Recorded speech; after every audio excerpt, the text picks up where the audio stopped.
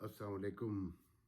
آفاق فاروقی میں ایک بار پھر ایک ویڈیو کے ساتھ حاضر ہوں. میری پہلی ریکویسٹ تو یہ ہے کہ پلیز اسے لائک کیجئے، شیئر کیجئے اور خاص کر سبسکرائب کیجئے یوٹیوب چینل کو. اور تو بڑا ایزی ہے، ایک کلک آپ نے سبسکرائب پہ دبانا ہے، ریڈ ہو جانا ہے وہ سبسکرائب ہو جائے گا.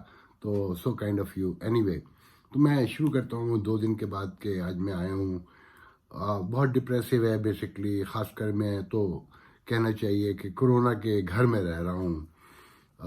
نیو یارک اسٹیٹ میں، امریکہ میں ٹوٹل 43-44,000 تک ابھی پہنچا ہے فگر. تو آدھے تو صرف ایک نیو یارک اسٹیٹ میں ہیں، باقی جو ہیں وہ 49 اسٹیٹ میں. تو آپ تصور کر سکتے ہیں کہ یہاں کیا اسکیری ماحول ہوگا اور کیا صورتحال ہوگی. ابھی جس سچویشن یہ ہے کہ گھبراہٹ شروع ہو جاتی ہے معمولی چیزوں پر. تو میں نے ابھی پرسوں اپنے ایک ڈاکٹر دوست ہیں، ان کی وائف کو فون کیا، تو وہ بھی ڈاکٹر ہیں.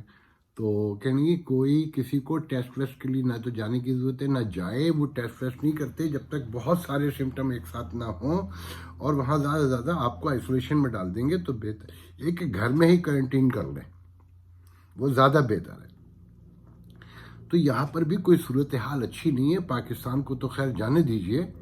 وہاں کا تو جو مناظر میں نے دیکھے ہیں، یوٹیوب کے فوٹیج جو آئی ہیں میرے پاس، لوگوں نے بھیجی ہیں ٹرین اسٹیشنز کی، اور سموسے خریدنے سے لے کر، اللہ تعالیٰ معاف کر دے. یہاں پر بھی میں نے پارکوں میں بچے کھیلتے ہوئے دیکھے ہیں. ابھی 3 دن پہلے تک ڈیلیوری لینے کے لیے 20 لوگوں کو ایک ساتھ 6 فٹ کی جگہ پہ کھڑے دیکھا ہے. گوروں کو، کالوں کو، پاکستانیوں کو، انڈینز کو. کوئی بہت زیادہ دیکھیں ہیبٹس ہوتی ہیں انسانوں کی، تو وہ ایک دم نہیں چینج ہوتی. اور میں نے ابھی یہاں پہ کسی موقع پہ شاید لکھا بھی اور اپنے دوستوں سے بھی کہا کہ گورے کالے ان کو سب کو دیکھ کر شہر میں ایسا لگتا ہے جس طرح وہ گھوم رہے ہیں کہ وہ کہہ رہے ہیں کرونا تو ہمیں چھو کے تو دکھا. جسے چھو لیتا ہے. میرے ایک ڈاکٹر دوسرے دوست ہیں، وہ بتا رہے تھے کہ ان کے 3 مریض تھے کرونا کے جو مر گئے فائنلی. وہ 20-25 بتا رہے تھے کہ جن کو وہ دیکھ رہے تھے، جن میں سے 3 مر گئے. کل کی بات ہے. ان میں سے بتا دیں ایک 45 ایئر کا تھا جسے ایزما تھا، پرسوں لے کر آئے اور کل صبح وہ وینٹ ڈائڈ، ختم ہو گیا وہ. تو اور باقی جو دوسرے بتایا انہوں نے 2 بوڑھے تھے. اچھا، وہ میں نے ابھی عمران خان صاحب کی لائیو تقریر سنی. یہاں CNN سے ہٹایا کیونکہ ہمارا گورنر کومو جو ہے نا کوئی 2 گھنٹے سے بیٹھا ہوا تھا. تو میں نے کہا چلے تھوڑا سا ادھر بھی چینج کر کے دیکھتے ہیں. جو انہوں نے پیکیج کا اعلان کیا ہے غریبوں کے لیے 3,000 روپے، بہت دکھ ہوتا ہے، بڑا افسوس ہوتا ہے. کون لوگ ہیں یہ کہیں زمین پہ بھی رہتے ہیں، نہیں رہتے، کہیں چاند مان پہ رہتے ہیں، جو دنیا کے حالات انہیں پتہ ہی نہیں ہیں کہ 3,000 روپے جو ایوریج پاکستان میں فیملی ہاؤس ہولڈ کہلاتے ہیں وہ 5 سے 6 کہلاتے ہیں. تو کوئی تصور کر سکتا ہے ایک ڈرائیور جو 15,000 روپے کماتا ہے وہ گزارا نہیں کر پاتا. جب وہ گھر میں بند ہوں گے تو 3,000 روپے میں خان صاحب کو یہ بھی بتانا چاہیے تھا وہ 3,000 روپے کیسے گزارا کریں گے، وہ کتنے پیسوں میں ایک روز کا کھانا آئے گا. وہ کسی اکانومسٹ نے بڑا اچھا کہا کہ 100 روپے میں تو ایک بندہ کھانا نہیں کھاتا. تو خان صاحب 6 لوگوں کو روزانہ کھانا کھلا رہے ہیں. اور ایکسپورٹرز کے لیے انہوں نے $150 بلین کا میرے خیال میں پیکیج کا اعلان کیا ہے. تو خان صاحب سے پوچھے کہ اس وقت کیا چیز ایکسپورٹ کریں گے، کیا ہے آپ کے پاس ایکسپورٹ کرنے کے لیے؟ وینٹیلیٹر ہے آپ کے پاس؟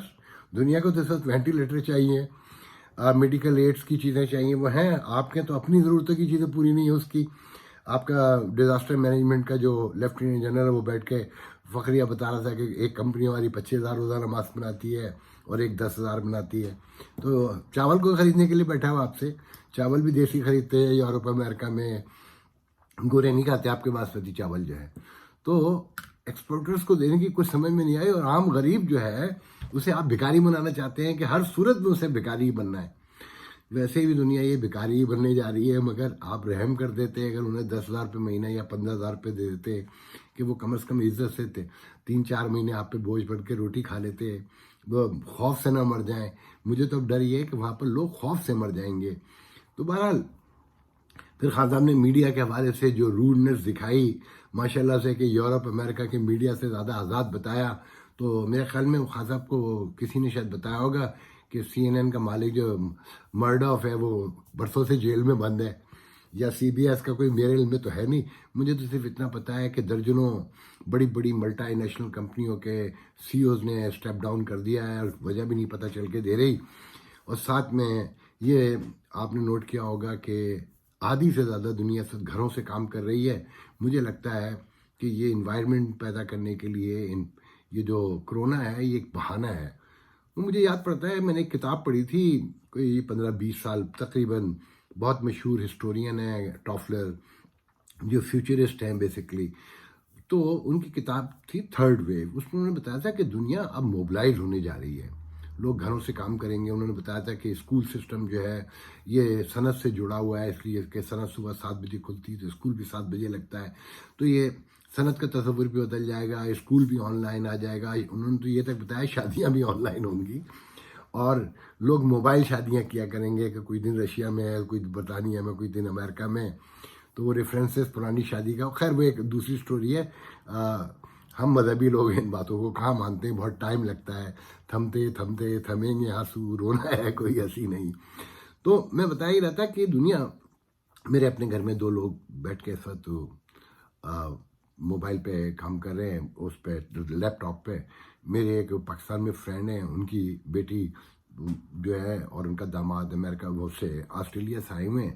تو فلائٹ بند ہو گئی تو وہیں ہے. تو انہوں نے آسٹریلیا سے ای میل آیا کہ ہم آپ کو لیپ ٹاپ بھیج رہے ہیں, آپ آرام سے وہاں بیٹھ کر کام کریں, جب تک رہے ہمیں کوئی پرابلم نہیں ہے. تو آدھی دنیا یہ ہیبٹ چینج ہونا ہے بس. اور اب یہ تصور جو ہے نا دفتروں کا, یہ جو بڑے بڑے آفیسز ہیں یہ ویئر ہاؤس میں بدل جائیں گے. میں ایک طویل عرصے ایک آفس چلاتا رہا ہوں. اب میں سوچتا ہوں کہ میں نے کیا حماقت کی تھی کہ میں $4,000 من جو ہے نا صرف وہاں پر اپنی ہیبٹ کو, اپنی ٹریڈیشن کو کنٹینیویشن کے لیے دیتا تھا. وہاں کوئی نہ کسی کا آنا تھا نہ کسی کا جانا تھا. ہم 2 لوگ بیٹھتے تھے, $2,100 تو صرف جو ہے نا رینٹ تھا بیسک, پھر ٹیکس تھا, پھر گیس اور پانی بجلی سے لے کے سب ملا کے $4,000 ہوتے تھے. اور میں نے 25 ایئر آلموسٹ دیا وہاں پر. تو یہ صرف ہیبٹس ہوتی ہیں. ہمارے ایک دوست ہیں, بہت بڑے بلاگر ہیں, وہ نیچرل لائف کی پیشن گوئی کر رہے ہیں. ان کے نزدیک نیچرل لائف یہ ہے کہ گاؤں کی طرح لوگ حقہ بیٹھ کے پئیں گے اور کھیتی باڑی ہوا کرے گی اور آرگینک فوڈ کھایا کریں گے, اور مطلب پہلے کی لائف لوٹ جائے گی. جو پہلے کی لائف ہے وہ اسے نیچرل سمجھتے ہیں. اچھا, میرے نزدیک نیچرل وہ ہے جو وقت کے ساتھ ساتھ چیزیں چینج ہوتی ہیں, وہ سب نیچر کے مطابق چینج ہوتی ہیں. میں اور آپ اس کے ذمہ دار نہیں ہوتے ہیں. وقت کے اپنے تقاضے ہیں, ضرورتیں ہیں. جو انسان میں جستجو کی آرزو ہے, جو تڑپ ہے, اضطرار ہے, بے قراری ہے, پا لینے کی ایک ہومک ہے, ایک دوسرے سے آگے بڑھ جانے کا جو ایک جذبہ ہے, وہ تبدیلی کی وجہ بنتا ہے میرے خیال میں. اور میں نہیں سمجھتا کہ ایک وبا جو ہے وہ ساری انسانی فطرت کو نگل لے گی اور ہم 2000 سال پہلے لوٹ جائیں گے. لیکن انسانی بے قراری کا عالم یہ ہے کہ 1980s تک سے آپ دیکھیں تو دنیا نے جو ترقی کی ہے وہ ایک طرف ہے, اور 80 سے لے کر یہ 40 سال کی جو ترقی 80 سے 2020 تک کی, وہ پوری انسانی تاریخ کی ترقی پر بھاری ہے. تو یہ ہے اضطرار, بے قراری, پا لینے کی ہمک جو میں نے کہا نا. تو میں نہیں سمجھتا کہ انسان واپس لوٹ جائے گا. پھر وہ مذہب کو بہت سپورٹ کرتے ہیں, مذہب آخر میں پنچ لائن میں ہمیشہ مذہبی حوالہ دیتے ہیں. تو میں نے ان سے سوال کیا کہ حضور اگر یہ مذہب ہی کنٹرول کر سکتے ہیں کہ جیسے آپ کہتے ہیں, تو ہزاروں سال تو گزر چکے. ایون بدھا کا آپ نے دیا حوالہ, چائنیز کا دیا کہ وہ وینٹیلیٹر جو لے کے پھر رہے ہیں یورپ میں پھر اتنے بڑے حادثے کے بعد. تو یہ تو ثبوت ہے کہ بدھا کے ماننے والے جو سب سے زیادہ تحمل برداشت کی نشانی سمبل بتایا جاتا ہے, اس کے لوگ ابھی اتنے بڑے عذاب سے نکلے اور وینٹیلیٹر لے کے یورپ پہنچ گئے بیچنے کے لیے. تو یہ انسانی فطرت ہے, یہ نہیں بدلے گی. انسانی زندگی پہ غور کیجئے. جب میں بچپن میں سمجھتا تھا میرے ماں باپ اگر خدا نخواستہ نہ رہے تو میں جی بھی نہیں پاؤں گا, میں آج زندہ ہوں اور مجھے یقین ہے کہ میرے جانے کے بعد میرے بچے بھی آرام سے رہیں گے. یہ کچھ دن کا کھیل ہوتا ہے. انسان سے زیادہ بے حیا, بے شرم اور بھول جانے والا جانور ابھی تک انسانی تاریخ میں تو نہیں سمجھتا کہ کوئی اور پیدا ہوا ہوگا. تو خیر, پاکستانیوں سے میری ایک درخواست ہے کہ پلیز آپس میں ایک رابطہ تو ضرور رکھیے, مگر ساتھ میں ایک دوسرے سے دور رہیے. بازاروں میں جھمگٹ کم لگائیے, ٹرینوں میں مت بیٹھیے, بسوں میں مت جائیے. یہ ایک انجانا دشمن ہے, اس کے بارے میں کچھ نہیں پتا یہ کب کس سے لگ جائے گا. میں تو اتنا ہوں کہ میں دروازہ بھی کھولتا ہوں تو سینیٹائز کرتا ہوں ٹیشو سے، سینیٹائز پیپر سے۔ آخر میں اتنا یہ کہوں گا کہ اپنے اوورسیز پاکستانیوں سے، مجھے پتہ ہے سب مشکل میں ہے، امریکہ سے جو میں نے حساب لگایا گزشتہ 25 ایئر میں کوئی 900 to 1 بلین ڈالر کی چیریٹی نکلتی ہے، جو پورے امریکہ سے مختلف تنظیمیں لے جاتی ہیں، کچھ تھوڑی سی انڈیویجول جاتی ہے، اور 90% اس میں سے ضائع ہو جاتی ہے۔ میرے خیال میں اگر 1 بلین جاتی ہے تو 700 بلین جو ہے نا وہ کھالی جاتی ہے۔ اب میری لوگوں سے ریکویسٹ ہے، گو کہ اپنے حالات ان کے صحیح نہیں رہیں گے، میں یہ نہیں کہہ رہا کہ ہر آدمی ہی کر سکے گا جیسے پہلے کرتا تھا۔ اب اگر 1 بلین ڈالر کی نہیں رہے گی تو 500-600 ملین تو رہ جائے گی، یا اس سے بھی کم ہو، تو میں سمجھتا ہوں کہ لوگ اپنے طور پر اپنے رشتہ داروں کے تھرو، اپنے قریبی دوستوں کے تھرو ڈائریکٹ طور پہ پاکستان میں 2-2 4-4 فیملیوں کو اسپانسر کریں جو بہت کمزور طبقہ ہے، ورنہ پاکستان کے حالات بہت خراب ہو جائیں گے۔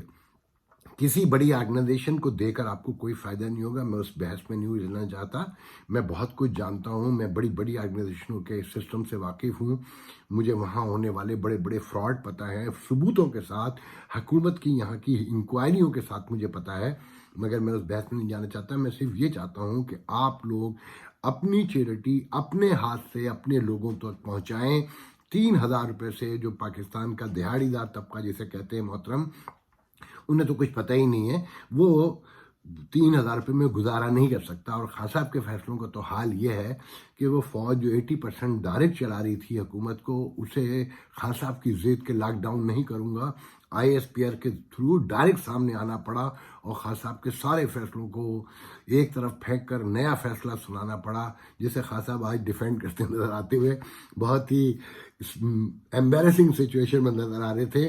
خان صاحب کو لرننگ کی بہت شدید ضرورت ہے کہ اتنا بڑا حادثہ تو آج تک کسی کے ساتھ نہیں ہوا کہ ISPR کو آ کے ان کے سارے کہے ہوئی باتوں کو نیگلیکٹ کر کے، اسے اگنور کر کے اٹھا کے پھینکنا پڑا اور اپنا فیصلہ حکومت کی طرف سے سنانا پڑا۔ میں اس کے ساتھ آج کا اپنا ولاگ جو ہے نا ختم کرتا ہوں، انشاءاللہ آپ سے بات ہوتی رہے گی۔ Thank you.